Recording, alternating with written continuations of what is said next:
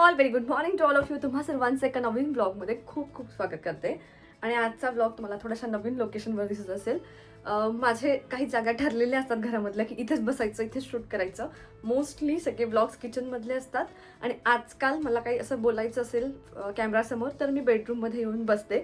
आणि प्रत्येक गोष्टीचं कारण आहे, कारण किचनमधला व्ह्यू छान दिसतो, तिथे लाईट परफेक्ट आहे तर व्हिडिओ मस्त येतो.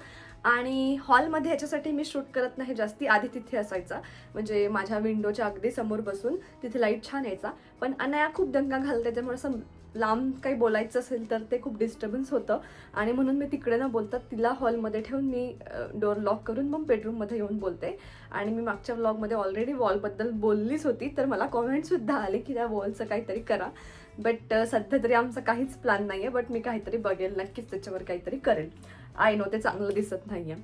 एनिवे, आजचा दिवस मस्त असा सुरू झालेला आहे. छान सकाळ झाली आणि थोडीशी घाईची. कालच ठरवल्या होत्या की आज काय काय गोष्टी करायच्या आहेत. भरपूर हॉटस्पॉट सुरू आहे सध्या परत, कारण मला परत कुठेतरी जायचं आहे. आता ते सांगतेच पुढे आज ब्लॉगमध्ये कुठे जायचं आहे, काय आणि कशाची तयारी चालली आहे. पण त्याआधी आत्ता मला एक शूट आहे आणि शूटसाठीच म्हणून घाई होती. सो मी पटकन उठली, रोशन जिमवरनं आला तोपर्यंत मी माझं सगळं आवरून ठेवलं होतं. आणि आज ब्रेकफास्ट कम लंच एकातच झालं पाहिजे असं सगळं प्लॅन केलं होतं की मला स्वयंपाक बनवायला वेळ राहणार नाही.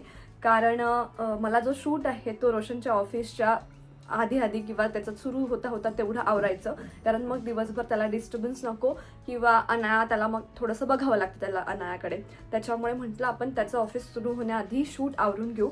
सो आता फक्त 10 वाजले आहेत. मी घर पण आवरून ठेवलं होतं, प्लस कटिंग चॉपिंग करून ठेवली होती उसळ बनवण्यासाठी. आता उसळ कुणाला माहिती नसेल मे बी, तर उसळ म्हणजे साबुदाण्याची खिचडी, ती आमच्याकडे त्याला उसळ म्हणतात. सो त्याच्यासाठी तयारी करून ठेवली होती. तर रोशनचं तर ठीक आहे, तू आता जा, तू आंघोळ वगैरे करून तयार हो, तोपर्यंत मी उसळ बनवून ठेवतो. सो त्याने ते बनवून ठेवलं, आम्ही ब्रेकफास्ट केला, अनायाने पण खाल्लं. अनायाला साबुदाण्याची खिचडी खूप आवडते, सो तिने पण खाल्लं. आता एव्हरीथिंग इज फाईन आणि म्हटलं फायनली आपला ब्लॉग सुरू करूया आणि शूट पण सुरू करायचं आहे. सो त्याच्यासाठी मी पहिले तर रेडी होते आणि मग नंतर काय काय पुढे दिवसभरात आहे ते तुमच्याशी ब्लॉगमध्ये शेअर करते. तर व्हिडिओ शेवटपर्यंत नक्की बघा आणि आवडला तर लाईक शेअर सबस्क्राईब करायला मात्र विसरू नका. आता मी जोर देऊन म्हणते जरा की सबस्क्राईब करायला विसरू नका. सो चला आता सुरू करते. सो क्विकली मी एकदम सिम्पल रेडी कशी होते हे पण तुमच्याशी शेअर करते. सो सगळ्यात आधी लिप केअर, मॉइश्चरायझर, आणि सध्या मी हेच मॉइश्चरायझर यूज करते. मला एकदम भारी वाटतंय हे.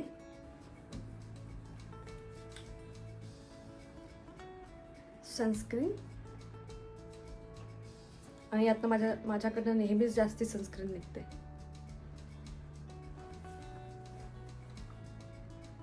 स्किन प्रेप झालेला आहे. आता मी बीबी क्रीम यूज करणार आहे थोडीशी.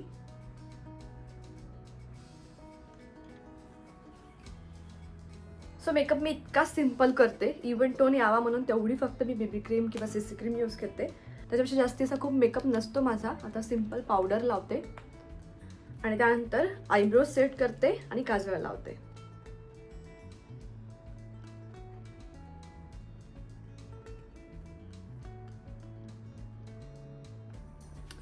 ऑलमोस्ट रेडी झाले, फक्त आता लिपस्टिक राहिली. आणि त्यानंतर आता मला माझे केस सेट करून घ्यायचे आहेत, कारण मी आत्ताच ते धुवून घेतलेत आणि ते ऑलमोस्ट 70 to 80% ड्राय पण झाले. आता बाकी मी त्याला छान असे स्टाईल करून घेते, कारण शूटला असा छान लुक पाहिजे, सिम्पल पण सुंदर पाहिजे. आणि त्यासाठी मी हे अगारोचं व्हॉल्युमायझर हेअर ड्रायर यूज करते. आणि ते कसं यूज करायचं, त्यांनी माझे केस मी कसे स्टाईल करते हे तुम्हाला मी दाखवतेच पुढे. म्हणजे एकदम हँडी आहे तो पकडायला, इथे पण ॲक्च्युली होल्ड करायला आहे त्याला. आणि बाकी त्याचे सेटिंग्स कसे हे पुढे दाखवतेच. पण त्यात हे बघा, हे 360 डिग्री रोटेट होतं, पूर्णपणे हे रोटेट होतं. त्याच्यामुळे तुम्हाला स्टायलिंग करताना अजिबात त्रास होणार नाही. म्हणजे तुम्ही जसं काय केसांना स्टाईल करायचं हे जसं फिरवायचं तसं फिरवू शकता. तर हे एक बेस्ट पार्ट आहे याचा. आणि तुम्ही हे पण बघू शकता किती मोठं आहे वायर, म्हणजे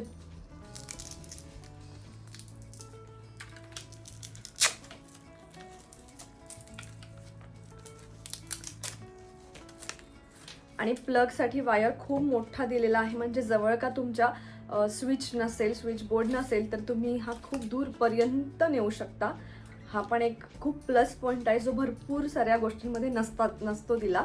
सो सगळ्यात आधी तुम्ही बघू शकता माझे केस किती मेसी आहेत सध्या वॉश केल्यानंतर, आणि ते आता मी छान असे स्टाईल करणार आहे. सो याचं खास फीचर म्हणजे तुम्हाला वेगळा ब्रश आणि ड्रायर वापरायची गरज नाही, एव्हरीथिंग इन वन. आणि यामध्ये आहे 1200 वॅट पॉवर, म्हणजेच ऑप्टिमम एअर फ्लो मिळतो आणि हेअर जेंटली ड्राय होतात डॅमेज न करता. हा ड्रायर स्पेशली डिझाईन केला आहे फास्ट ड्राईंगसाठी, म्हणजे बिझी मॉम्ससाठी परफेक्ट आहे. यामध्ये आपल्याला ओव्हल बॅरल डिझाईन मिळतं, ज्यामुळे केसांना एक्स्ट्रा व्हॉल्यूम मिळतो, त्याचबरोबर स्टायलिंगही खूप इझी होते. त्याचबरोबर 360 डिग्री एअर फ्लो वेंट्स आहेत, जे हीट इव्हनली डिस्ट्रीब्यूट करतात, त्यामुळे केस ओव्हरहीट होत नाहीत. यामध्ये आहे सिरामिक टर्मलिन कोटिंग, जी हीट इव्हनली स्प्रेड करते. यामध्ये 3 हीट सेटिंग्स आहेत, लो थिन हेअरसाठी, हाय थिक आणि कोर्स हेअरसाठी, आणि 2 स्पीड ऑप्शन्स, त्यामुळे स्टायलिंग आपल्या कंट्रोलमध्ये राहते. यामध्ये आहे अँटी स्लिड हेड डिझाईन आणि लोनिक टेक्नॉलॉजी, जी फ्रीज कमी करते आणि केस स्मूथ आणि शायनी बनवते. याचा 360 डिग्री स्विव्हल कॉर्ड खूप युजफुल आहे, स्टायलिंग करताना वायर अडकत नाही. एक इम्पॉर्टंट फीचर, जर ड्रायर ओव्हरहीट झाला तर तो ऑटोमॅटिक बंद होतो, पण घाबरायचं काही नाही. थोडा कूल झाल्यावर आपण परत यूज करू शकतो. हा ड्रायर सर्व हेअर टाईपसाठी परफेक्ट आहे, स्ट्रेट, वेव्ही, कर्ली किंवा कॉली, सगळ्यांसाठी वर्क्स बेटर. आणि सर्वात बेस्ट पार्ट म्हणजे तुम्हाला मिळते 2 वर्षाची वॉरंटी. जर तुम्हाला एक क्विक ड्राईंग आणि सलोन स्टाईल लुक घरीच हवा असेल तर हा व्हॉल्युमायझर नक्की ट्राय करून बघा.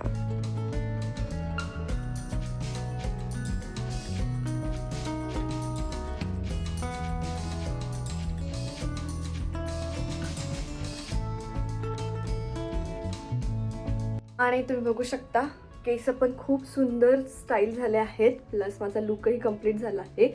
इतका सिम्पल लुक असतो माझा कुठल्याही शूटसाठी. आणि कसे दिसतंय मी नक्की कमेंटमध्ये सांगा. आता शूट करते आणि त्यानंतर तुम्हाला पुढे भेटते. आणि फायनली आता अनाया झोपलेली आहे. तिला झोपवणं एक मोठा टास्क असतो, कारण तिला आजकाल 4 वाजल्याशिवाय झोपच येत नाही. सो आता 2 वाजले आहेत, माझं सगळं आवरलं, शूट वगैरे झाला. मी पण झोपल्यासारखी दिसत असेल, कारण मला झोपायचं नाटक करावं लागतं. जोपर्यंत मी झोपणार नाही तोपर्यंत मॅडम डोळा लावत नाही. सो ती झोपली आहे आणि आता मी स्नॅक्स बनवणार आहे. सो 1-2 स्नॅक्सच्या गोष्टी, 1-2 किंवा अजून जास्ती जेवढं काही मला प्रिपेअर करता येईल आजच्या दिवसात तेवढं मी करणार आहे. का बरं? कारण मी तुम्हाला मागच्या काही ब्लॉग्समध्ये सांगितलं होतं की माझ्या बर्थडेसाठी आम्ही बाहेर जाणार आहोत. ते अजून फिक्स होत नाही आहे, पण ते फायनली फिक्स झालं. आणि आता आम्ही चाललेलो आहे, एक रिसॉर्ट बुक केला आहे आणि ते ऑलमोस्ट 3 तासाच्या अंतरावर आहे. आणि माझं असतं की जेव्हा केव्हा आम्ही बाहेर जातो, असं वन डे पिकनिक म्हणा की काही पण असू दे, अनायाचे स्नॅक्सचे आयटम मी नेहमी सोबत ठेवते. कारण कसं होतं ना, बाहेरचं काही घेऊन दिल्यापेक्षा फ्रूट्स किंवा स्नॅक्स आपल्या जवळचं असलं तर कधीही बरं असतं. सो मी म्हटलं तुमच्याशी पण रेसिपीज शेअर कराव्या की मी बेसिक आणि सिम्पल स्नॅक्ससाठी कसे रेडी करते, जे हेल्दी पण असतात. सो ते सगळं शेअर करते आजच्या व्लॉगमध्ये. आणि त्याचबरोबर मी लवकरच म्हणजे नेक्स्ट वीक बर्थडे झाल्यावर नागपूरसुद्धा जाणार आहे. सो तुम्हाला काय वाटतं, काय कारण असू शकते मला परत नागपूरला जाण्याचं, नक्की कमेंट करून सांगा. आणि त्याचीसुद्धा सगळी तयारी आता माझी चालली आहे, म्हणून मी एकदम घाईघाईत हे तुम्हाला मगाशी सांगत होते. सो आता एकदम शांतता आहे. रोशन त्याचं ऑफिस करतोय, ती झोपली आहे, तर मी स्नॅक्स प्रिपेअर करते. आणि हो, बाकी काय होतं पुढे हे ब्लॉगमध्ये तुमच्याशी आज शेअर करते. तर स्नॅक्स बनवायची सुरुवात केली आणि सगळ्यात आधी कढईमध्ये मी मखाना भाजायला घेतला. कढईत तूप टाकलं, त्यामध्ये मखाना छान क्रिस्पी होईपर्यंत भाजून घेतला. हा मखाना मला 2 रेसिपीजमध्ये यूज करायचा आहे, त्यामुळे मी पहिले तो भाजून घेतला आणि एकदम छान असा क्रिस्पी झाला की तो बाजूला काढला. सो सगळ्यात पहिली रेसिपी मी बनवणार आहे कॅरमलाइज्ड मखाना, जो अनायाला खूप आवडतो. आणि त्याच्यासाठी मी दुसरं पॅन घेतलं. शक्यतो याच्यासाठी नॉनस्टिक पॅन घ्या की तो चिपकणार नाही. आणि त्या पॅनमध्ये तूप टाकलं. हा कास्ट आयरनचा पॅन आहे आणि जो की नॉनस्टिक आहे. तुपामध्ये थोडीशी गूळ पावडर टाकली आहे, तुम्ही गूळही घेऊ शकता. थोडंसं पाणी टाकलं आणि थोडंसं असं कॅरमलाइज्ड होऊ दिलं त्याला, म्हणजे फार असं कडक पाक बनवायचा नाही आहे, पण तो गूळ कॅरमलाइज झाला पाहिजे. हार्डली 1 उकळी येऊ द्यायची आणि त्यानंतर आपण पुढची प्रोसेस करू शकतो. इथे बघू शकता छान अशी उकळी यायला लागली होती, तेव्हा मी भाजलेला मखाना यामध्ये टाकला. सोबतच 2 चम्मच तीळसुद्धा मी यामध्ये टाकलेली आहे आणि ते छान कोट होतं मखान्याला. यावेळी मी गॅस बंद करून दिली आणि जो काही गूळ होता तो पूर्णपणे छान मखान्याला कोट झाला आणि सगळं ते छान एका बटर पेपरवर काढून टाकलं. सध्या जर तुम्ही मखाना बघितला तर तो नरम झालेला दिसेल, पण थोड्याच वेळात छान थंड हवेत ठेवायचा असा मोकळा आणि मस्त क्रिस्पी होतो आणि खायला एकदम भारी लागतो. तुम्ही तुमच्या बाळासाठी नक्की ट्राय करून बघा. आता नेक्स्ट रेसिपी मला बनवायची होती चिवडा, जो एकदम सिंपल असणार आहे.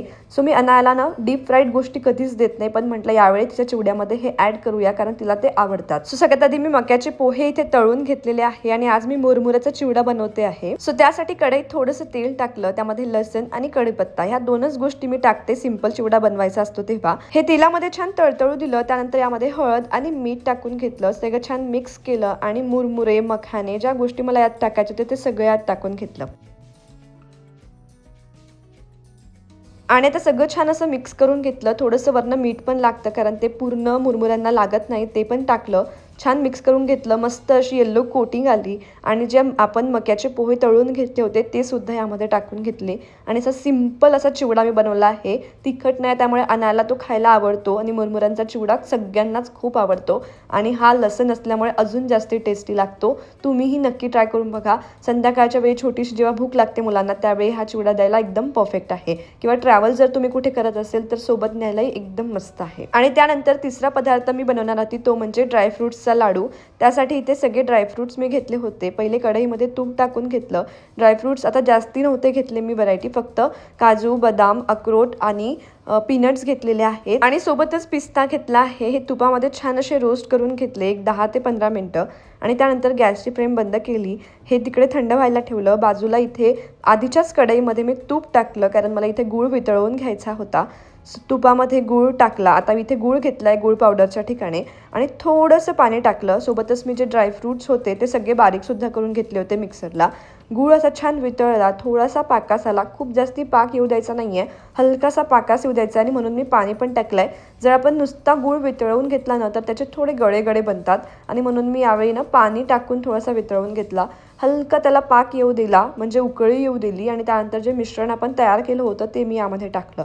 आता मला नुसते ड्रायफ्रूट्सचे लाडू बनवायचे होते पण मग लक्षात आलं की हे खूप पातळ झाला, याचा लाडू बनणार नाही. म्हटलं जाऊ दे, मग नाचणीचं पीठ टाकू. तसंही नाचणीचं पीठ खूप हेल्दी असतं, ते खाल्लं पाहिजे. मग याद्वारे ते पण जातं म्हणून मग मी नाचणीचं पीठ बाजूला भाजून घेतलं तुपामध्ये छान आणि त्यानंतर ते सुद्धा यामध्ये ॲड केलं. मम्मा तुझ्यासाठी काय बनवलं बघ.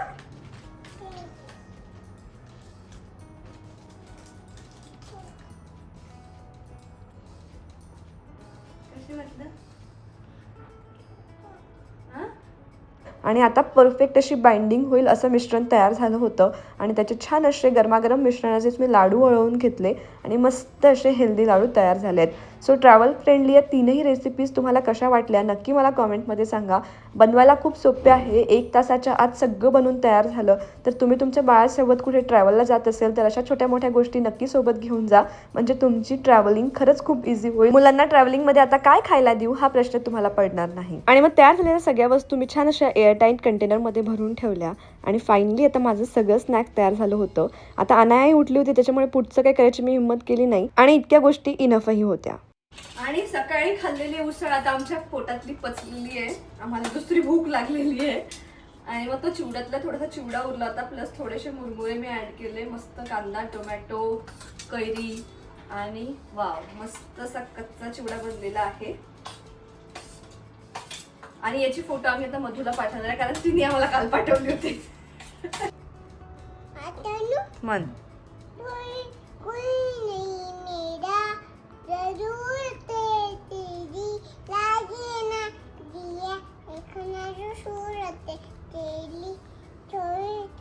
दिल धड़कता है तू है तो सांस आती है तू ना तो घर लगता तू है तो तू है तो दिल धड़कता है.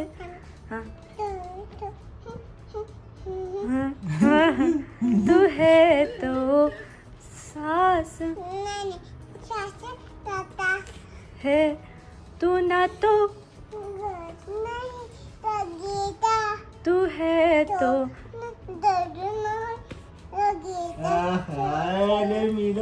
तुझसे मेरा थांब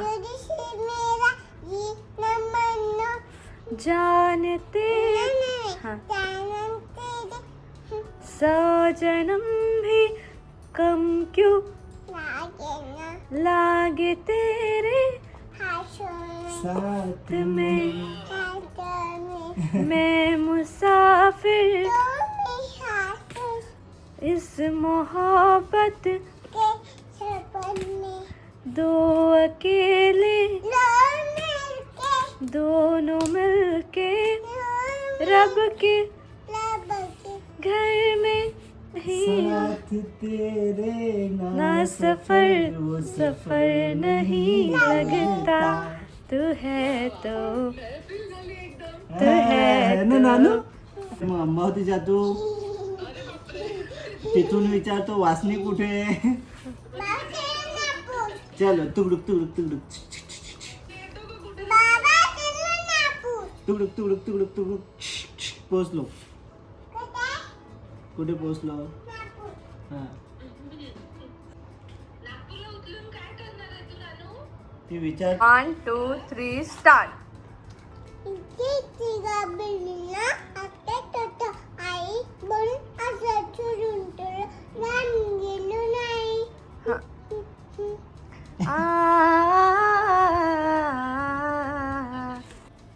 सो स्नॅक्स बनवून झालं अनायासाठी. आता मला बॅग भरायची आहे. खरं तर मोठं टास्क ते आहे. पण त्याआधी म्हटलं चहा आपला जे काही संध्याकाळचं स्नॅक्स आहे ते करून घेऊ. अनायाला पण खायला दिलं. तिला लाडू खूप आवडला. सगळं खूप छान झालं मस्त. आता माझ्या बर्थडेला आम्ही जिथे कुठे चाललो आहे तुम्हाला कळेलच पुढच्या व्लॉगमध्ये.